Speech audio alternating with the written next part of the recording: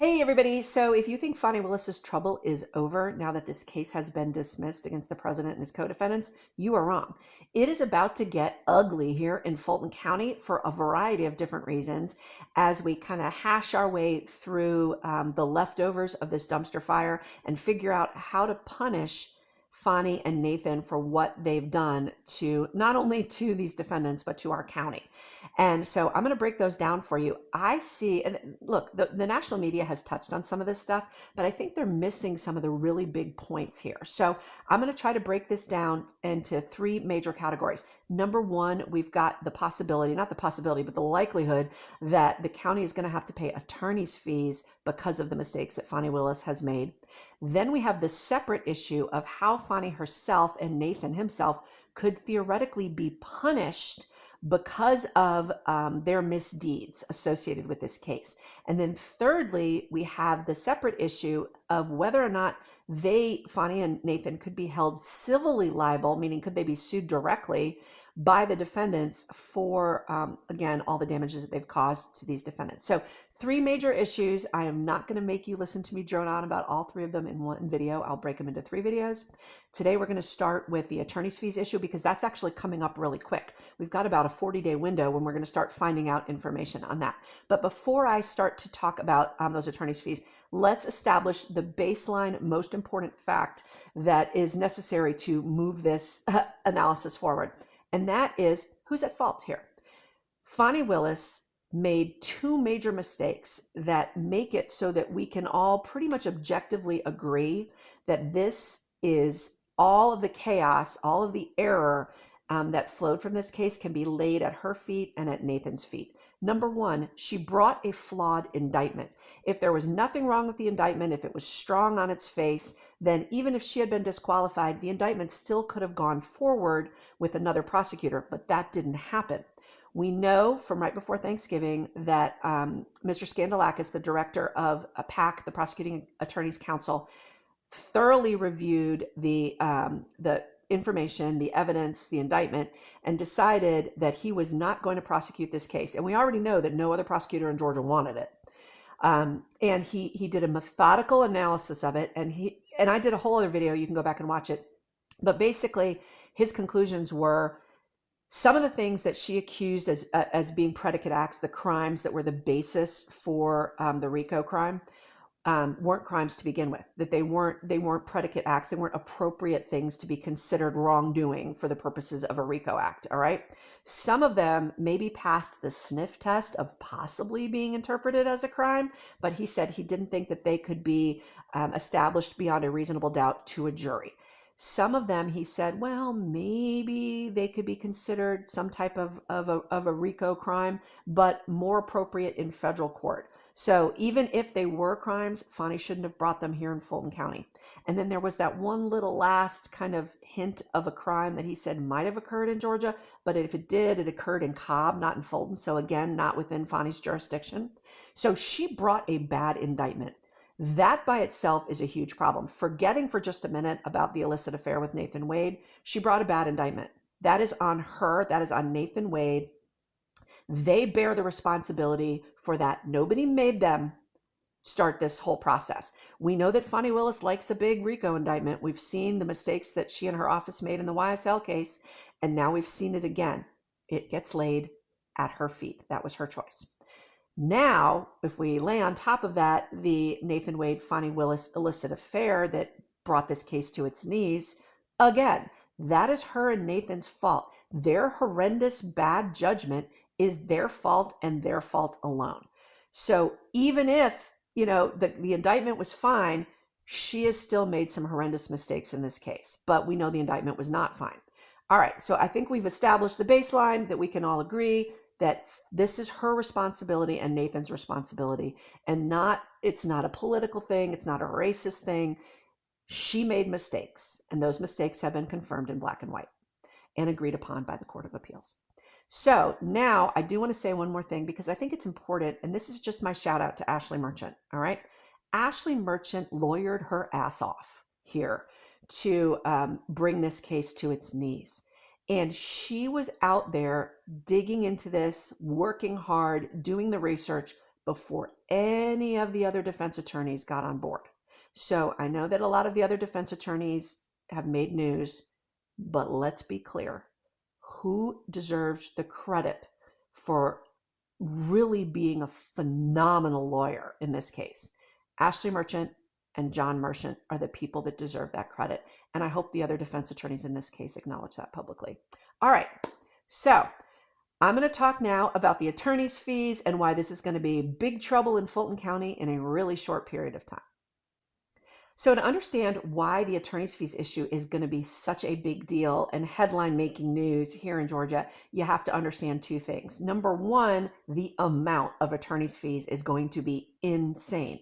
There were multiple defendants here and there were a lot of high powered lawyers getting paid a whole lot of money. So we're talking about a real big number. And number two, the statute in Georgia that they will be seeking attorney's fees under is brand new.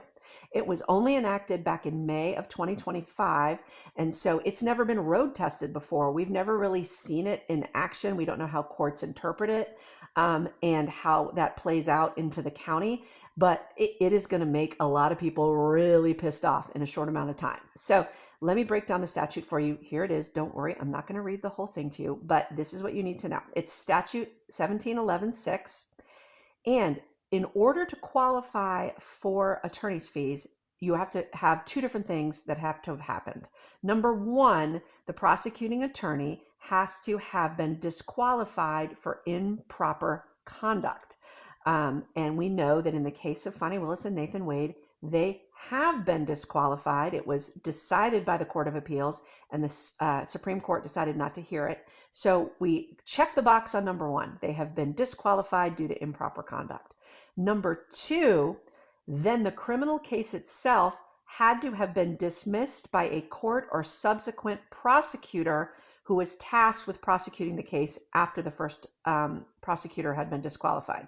Again, we can check the box because it was dismissed. The motion to dismiss was filed by the subsequent prosecuting attorney, Peter Skandalakis, and then that was signed off on by the court. So this qualifies, this Trump case qualifies under the statute to be eligible for attorney's fees because we've satisfied the first two preconditions. So here's where it gets interesting. And here's the part where I think that the media hasn't really dug deep into this. So what's interesting is the statute uses the word shall be entitled, meaning it's not up to them to prove to a jury that they should get them. The statute says you're going to get attorney's fees. The big issue is reasonable attorney's fees. So it says, shall be entitled to an award of all reasonable attorney's fees and costs incurred by the defendant in defending the case. So the process is now they have to file within 45 days of the dismissal these claims for attorney's fees. The case was dismissed just before Thanksgiving. So that's when that 45-day clock started running. So we're going to see these claims start popping up real soon from these different defendants on getting those attorney's fees back. Now, it doesn't become a jury case. It is literally just up to the judge. So Judge McAfee, who was the one who dismissed the case, is now going to have to review these claims and determine what is a reasonable attorney's fee in order for those to be reimbursed. All right. We have seen, I've been reading the news, speculation that it could be in the $10 million mark in terms of claims, maybe more, maybe less. That doesn't mean Judge McAfee is going to award $10 million in attorney's fees back to these defendants, but we're looking at a very big number, frankly, because it was so many defendants all by themselves. Now, here's the part where I think the rubber hits the road in the controversy, all right? And this is the part I haven't seen so many people talking about. Subsection C of this statute says, attorney's fees and costs that are awarded under this code section have to be paid from the funds of the office of the prosecuting attorney as budgeted by the county, okay? So that means, let's pretend that it's not even 10 million. Let's say it's $5 million. That $5 million has to come out of Fani Willis's budget. And here's where the hair on my neck starts to stand up, because Fani Willis doesn't pay that out of her pocket. That comes out of the county budget that is paid for by people like me, Fulton County taxpayers. Now, her budget is roughly 30 plus, I think it's like $35 million for the year. And she complained that that wasn't enough money. All right. When she complained that it wasn't enough money, she said things like, well, the crime rate's going to go up because I don't have enough money. She took a lot of credit, y'all. When the crime rate went down, she took credit for that. She took credit for getting rid of a backlog of cases. And if she's going to take credit, then she has to take responsibility too. So if $5 or $10 million comes out of her $30 million budget to pay back attorney's fees for screw ups that she is responsible for, if you remember back in the beginning of the video, we talked about the fact that the mistakes were made by her and Nathan alone in creating this problem, then that puts us as Fulton County taxpayers on the hook for her mistakes. So if she doesn't have enough money now to fund special programs to keep crime rates down, or she doesn't have enough money to clear a backlog or get people out of the disgusting Fulton County jail, that's now on her. So we have two problems.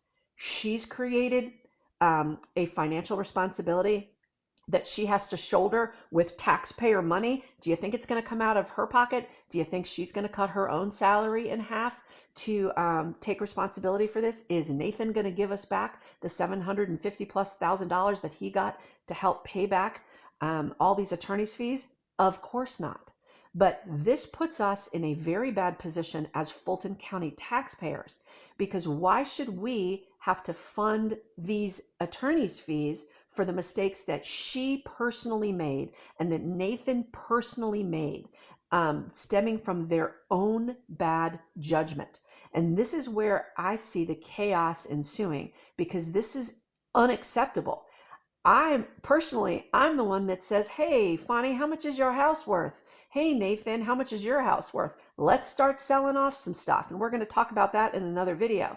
But my personal opinion is, when a prosecutor screws up this badly, why do the taxpayers have to shoulder the responsibility for this? And I'm very curious, and the part of me that I don't think that anybody has really mentioned yet in the media is, how is this going to play out in the next election? We know from prior videos that Fani Willis has made it very clear that she has a 12-year plan, and she's only about halfway through those 12 years. So at least as of the last time she discussed it, she is fully planning on running again for DA in the next cycle, which is a ways off. But how is Fulton County going to feel about this? Are the people that support her, are they people that are going to say this was wrong? Or are they going to say, I don't care, I didn't have to pay for it? I will say this as a shout out to my own father. My dad said a long time ago that when you talk about the government paying for something, and I just need y'all to know before you jump down my throat, my dad grew up very poor. But he says that when you say the government should pay for something, you should remove the word government and say other people, because that's where the money comes from. It's that government doesn't have trees that grow money. It comes from us. So should other people be paying for Fani Willis and Nathan Wade's mistakes? And how much are the voters in Fulton County going to realize how morally reprehensible that is?